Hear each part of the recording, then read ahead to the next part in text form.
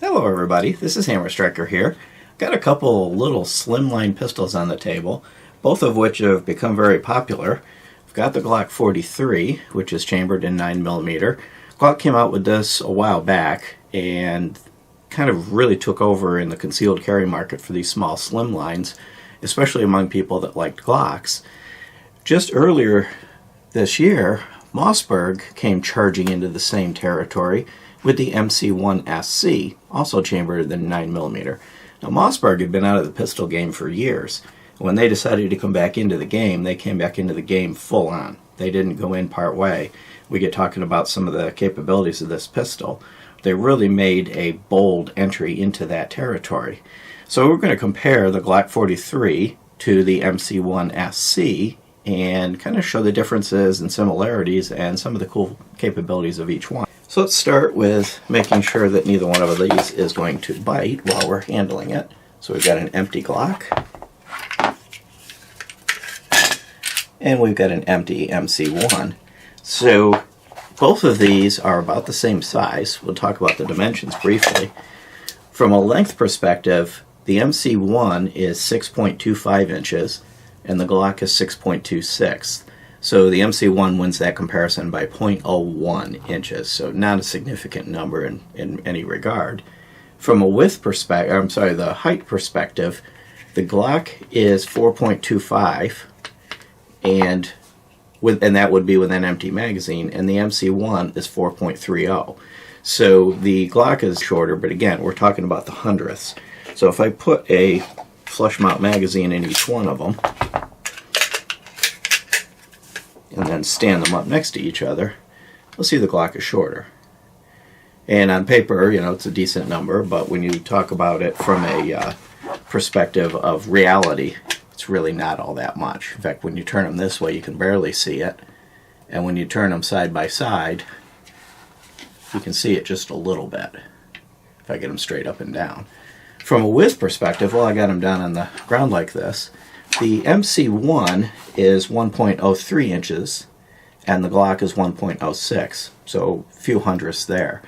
The width makes some of the difference in concealed carry, but a few hundredths isn't going to make a difference between choosing one or the other. The one where the Glock is a clear winner in that particular comparison when we talk about specs is weight. The Glock is 17.99 ounces, and the MC1 is 19 ounces. And that's 1 ounce, which really doesn't sound like a lot, but in the concealed carry, especially with these super small pistols, that can make a difference. So of all the dimensions, one being one way or the other, that ounce is probably the one that would stand out the most. But even that's not a massive deal breaker one way or the other. Sights on both of them are quite nice. Now the Glock Sights are your standard U-dot Glock Sights. You either like them or you don't. See if I can get these lined up. And the Mossberg has 3-dot sights. They're both dovetailed at the rear. The Mossberg is dovetailed at the front as well, and the Glock uses a screw. So the sights are completely replaceable on both of them. You can use SIG sights on the MC1, and of course Glock sights on the Glock. And both of them, there's going to be a wide variety of night sights and different styles and patterns available. Factory sights on both of these guns are very easy to see, very easy to use, and with the aftermarket support for either SIG or Glock, you're going to have whatever choice you want. From a controls perspective, both of them have minimal slimline controls. The mag release is reversible on both of them. We're using only parts that come in the box, so you don't have to buy any additional parts. So you could kind of set them up to do whatever you want. Neither one of them has the ability to be ambidextrous slide stop slide release. Both of them, it's on the left side, and that's where it's going to stay on these two. Now there is one area where the Mossberg kind of pulls ahead of the Glock.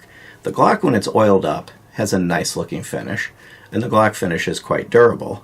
The MC1 has a black NDLC finish, and it's really nice, whether you've oiled it up or not. And of course I've been handling it, so it's got some fingerprints on it. The Glock has very usable serrations at the back, and the Mossberg has some decorative and usable serrations, so they look nice and they work well. The Glock is smooth at the front, and the MC1 does have front slide serrations. So from a style and finish and just overall looks, The Glock is functional. It's a tool, and it works, and it does everything that it needs to do.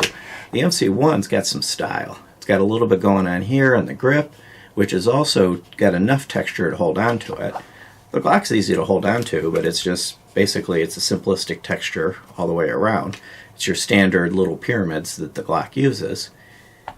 This one's just got some, some more character and style to it, but enough serration that it's not going to pop out of your hands. It's not going to go anywhere. Both of them are easy to hold on to. One just kind of looks a little bit nicer. The one other big difference between the two of them, and it's one area where they're similar at the same time, the Mossberg uses these clear magazines. You have one that holds 6 rounds with a flush base plate, and you've got a pinky extender magazine. But this pinky extender magazine actually holds an additional round, so it holds 7 rounds. The Glock has the flush magazine, which holds 6 rounds, and it has a pinky extender magazine, which holds 6 rounds. Both of the Glock magazines hold 6 rounds. Now, the aftermarket, of course, is going to come out with all sorts of varieties of extended mags, but I'm just talking about the factory mags, what you can actually buy right from the manufacturer or that comes with the gun. But in an interesting twist, I've got a Glock, and the Mossberg magazines work in it, and I've got the Mossberg, and the Glock magazines work in it. So the Mossberg takes Glock mags, and by virtue of that, the Glock takes the Mossberg mags. And we have tested the Mossberg with the varying Glock magazines, as well as trying the Mossberg mags in the Glock, and they do work. Right out of the box, the Mossberg has a large variety of magazines readily available, if you don't mind them not being clear. And that's one of the problems with a new gun in many cases. You can't find magazines for it. Whereas with the Mossberg, by taking the Glock magazines, they're all over the place by now. The 43's been around long enough that its mags are widely available. So it's kind of an interesting way to solve that problem. The triggers on them are functionally the same. They have the little toggle, both of them, to prevent inertial pulls. The Glock trigger is a kind of a standard Glock, a little bit of take up, kind of a short crisp break, and then it pulls through. What I will say though is on the Glock 43, the factory trigger is a little on the heavy side. It's not the 5.5 pounds that you typically find in a Glock. It kind of varies a little bit. This one I put an aftermarket connector in it so that it's coming in right around 5.5 pounds, and it's a little smoother. And pull the magazine out of this thing. So you take up, break. There's your reset. You're right on the wall. There's no take up. You're right on the wall, and then it breaks again, and it's kind of a nice crisp break. If we look at the Mossberg, it's got a flatty trigger, which has become kind of a popular thing now. Similar take up to the Glock. A little bit softer break, so a little bit more creep in the break. And nice short reset. You're right on the wall with maybe a hint of take up. And then again, a little bit of creep in the break, and then the break. That's going to really come down to what do you like. If you like the crisp, kind of a hard wall and then break that you get with a Glock, then you'd probably want this Glock, and you'd probably put an aftermarket connector in it to bring it in line with the rest of the Glock series, the 26 and everything else. But right from the factory, with no modifications, no aftermarket connectors, the MC1 actually has a very nice trigger. It's just a little bit softer feeling break with a little bit more creep than the Glocks. And a lot of people like that. A lot of people don't like that hard wall. I happen to like hitting that wall, knowing exactly where I'm at on the wall, and knowing what it's going to take to break it. But either trigger is a really good trigger, with the negative that for me to like the 43 or the 42, they're both basically the same trigger. I had to install an aftermarket kit, which this one done nothing to it, and it's ready to go. But you've had these both to the range, you've done some shooting, it's time to take them home and clean them. They're both going to be easy to live with, which some of these little subcompact slimline ones aren't. Of course, the Glocks are pretty straightforward. You pull the trigger, kind of give it a little squeeze, pull down the tabs, and it comes right apart. The MC1 is a little different. You lock it back, and then there's a button here on the back. And all you do is push down on this button, and you got to kind of catch it right. Sometimes you have to turn it to face it where you can see it, and it pops off this little back piece. So I push this little button here, Then you simply extract the striker. It's kind of convenient in that now you can actually clean the striker channel. You never pulled the trigger, and the gun comes right apart. Internally, they're actually kind of similar. If I hold them side by side, the trigger bars look nearly identical. The fire control group is very similar. The locking blocks are similar looking other than the fact that there's a little bit longer rails on the MC1. The MC1 is the one at the bottom and the Glock is the one at the top. But overall, if you look down inside these and you weren't looking at them side by side, it might be a little difficult to tell which one of these frames is which gun until you turn it to the sides and see the patterns. The slides are also quite similar. Move this little part out of the way. The drop safety plungers, both of these are drop safe. The drop safety plungers are a little bit different. The barrels look very similar. There's nuancy differences, and they both use the double recoil springs. Pull the recoil springs out, get the barrels out, show you the barrels side by side. If I can get the barrel to come out of this one. So I've got the MC1 barrel here in my left hand, and I've got the Glock barrel in my right hand. And you'll see some just minor differences in how they've designed the barrels, none of which are going to affect the functionality in any way. It's just a slight difference in design. If I look at the feed ramps, you might think that the Mossberg has a highly polished feed ramp. It really doesn't. It's shiny and it's somewhat polished, but you can see machining marks on it. The Glock isn't shiny because it's got the surface treatment on it, the same treatment that's on the barrel. And you can see some machining marks in it as well. Both of them have proven to be smooth, and both of these guns ate just about anything we put in them. Now if I hold them up this way, now as I rotated them around, I've got the MC1 barrel here on the left, or the one at the bottom of the screen. Let's go ahead and light up the barrels a little bit so that you can see the internals and the rifling. So the MC1 is this one over here, and then the Glock is this one. And you'll see the Glock has the typical Glock polygonal rifling, and the MC1 has conventional rifling.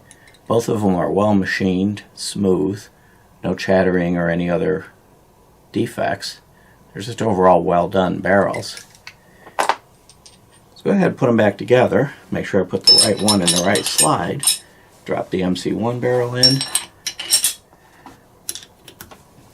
Recoil springs, and they snap together pretty well. Now to put the Glock back together, it's as simple as assuming I've got this recoil spring centered, lining it up on the frame. The Glock is back together. The MC1's a little bit more to do. You have to line it back up on the frame, lock it back, but now all you've got to do is drop the firing pin back in, assuming that you took the opportunity to clean the firing pin channel, and then just kind of use this to push the firing pin down a little bit, or the striker actually, snap it in place. And you've got a fully functioning MC1. Overall, both of them are well constructed, both of them have functioned well. They're both about the same ease of shooting well. It's really going to come down to what feels good in your hands, what grips you like. The MC1's got a couple cool features. It has a little bit nicer looking finish, but most importantly, in its pinky extender magazine, it holds one more. But at the same time, now these magazines have brought one more to the Glock 43 as well, as you can easily use the Mossberg pinky extender. It kind of sticks out a little bit. It doesn't go perfectly flush, but it does function properly. So either one's going to be a good choice for you. Either one is going to work well, but I'm almost wondering if Mossberg did a better job of making a Glock than Glock did with a couple of the extra features. The price on them is similar. The MC1's a little less expensive than the Glock, and of course pricing is going to vary based on when you're watching this video, what things are on the market at any given time, what sales are being run, which of course leaves me with a quandary. Which one would I pick? Well, I like Glocks. I like the consistency of Glocks, so I'd have one inclination to look at the Glock just because I'm used to the way the trigger and everything works. Of course, this one I had to put a connector in it. But the Mossberg overall is just a little better in feeling in the hand and a little bit smoother to shoot. So I'd actually almost have to pick the Mossberg, even though all my other guns are Glocks and I like the consistency of that. They've done a really good job with it. So I would probably go with this one.